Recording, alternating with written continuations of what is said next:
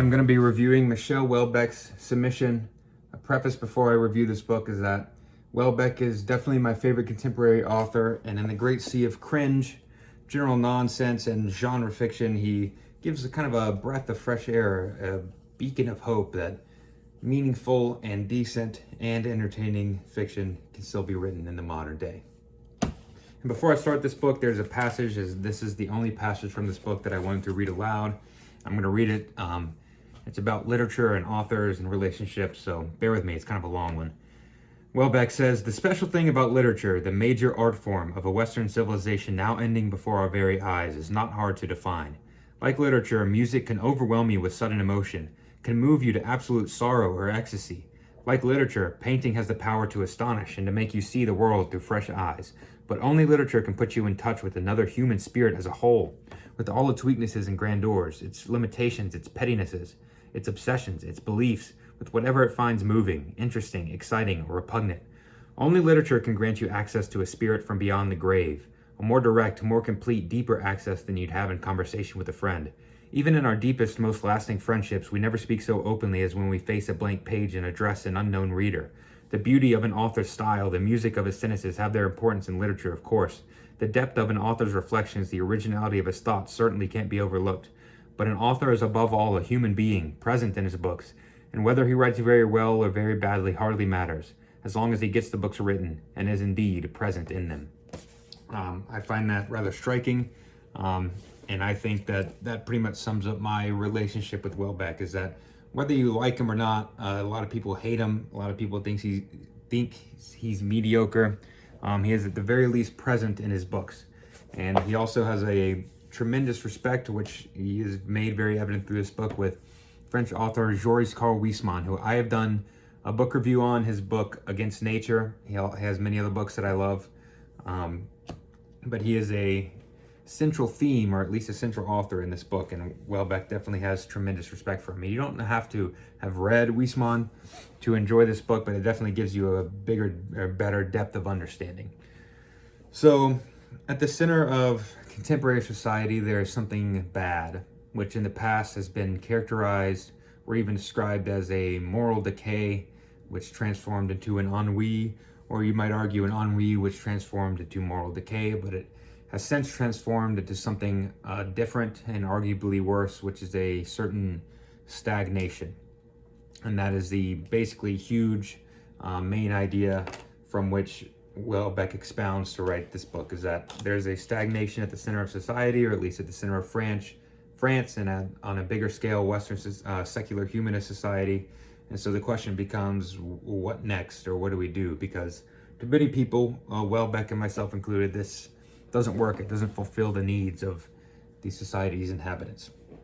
And so on the surface, this book is about a political election, which is a fictional, futuristic political election, which happens in the year 2022 in France. And this isn't a spoiler. This all happens in the first quarter, maybe third of the book. But the vote is basically split 50-50 between France's far-right National Front Party and the fictional Islamic Party in France. And it's up to the socialists to decide who they want to side with.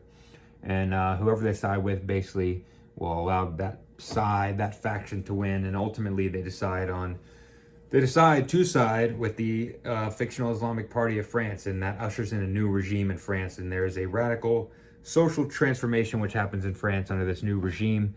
This story is told through the lens of our protagonist, Francois, who I think is supposed to represent the current France, the France of 2020 or 2021 as a whole.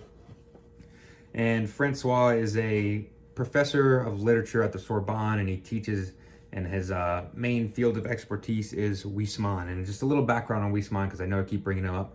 He is a French, turn-of-the-century French author who is a naturalist turned decadent turned Catholic writer, and he spent the latter portion of his life in a monastery and served as an oblate and wrote fiction. Amazing author that I love. If you want to hear more about him, then check out my episode Against Nature, au revoir, however you want to pronounce it. But that is the author that the protagonist in this book studies. And this protagonist in this book is no different than any other Houellebecqian protagonist. If you've ever read Houellebecq, you'll know what I'm talking about.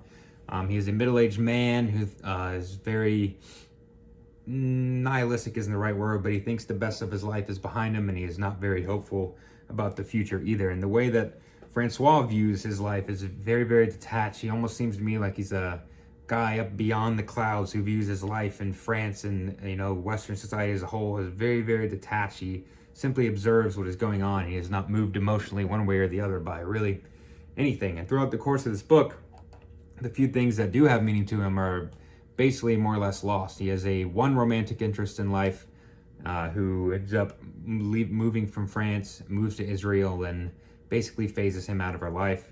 His dad dies, and the big professional, or at least literature fascination of his life, Huysmans, comes to an end. He finishes his reading, studying, and publishing of Huysmans, and so he feels like there's nothing left. And that was, in my opinion, a great metaphor for Western society in France, where in the past they had a model which worked, argues Houellebecq, and in France the model was Catholicism or maybe monarchy, where at the time it at least worked. It inspired the population, it encouraged population growth, gave people a reason to live, and it's proven that it works because the society still exists. And that is reflected by the life decisions of our protagonist.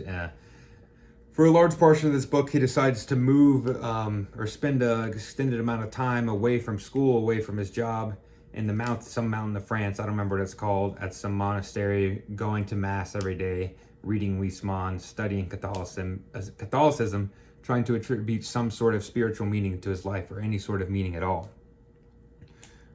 When the new regime takes power, the aforementioned new regime, there's a radical social transformation, and him being a professor, a higher up professor at the Sorbonne, a higher up public university in France, those changes are especially felt. And one of the big changes that happens is the new regime decides to cut public funding for education and funnels money from other countries such as Saudi Arabia into the private funding for private schools. And what that means is the public schools end up being not worth very much. The only schools worth going to if you want a future in academia, or if you want to get a higher up job, are the private universities, which can instill their own rules. And some of the rules they instill are, if you want to be a professor at these universities, you have to convert to Islam. Of course, they have very strict gender roles. If you were a woman who was studying at the Sorbonne before, you could more or less study whatever you wanted, whereas now, if you're allowed to study at all, it's basically cooking or cleaning or some sort of domestic duties like that. And so the protagonist, who is a professor at this university, is faced with a lot of life questions. Do you want to convert to Islam and continue working at this school? And if you do, by the way, you do get paid a lot more. Or do you want to retire? And also the pension under the new regime is also a lot more. And that's obviously so that the people who retire do not complain. It's hard to complain when you're getting double the pension you were before. And all of these machinations are essentially they're essentially existing to show the venal nature of man.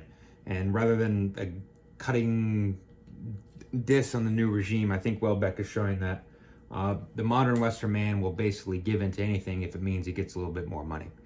Also, under the new regime, Francois, the protagonist, notices that a lot of his co-workers, who are seemingly his intellectual and also just generally his inferiors, are starting to live a better life than he does. They're getting assigned wives, and by wives I do mean plural.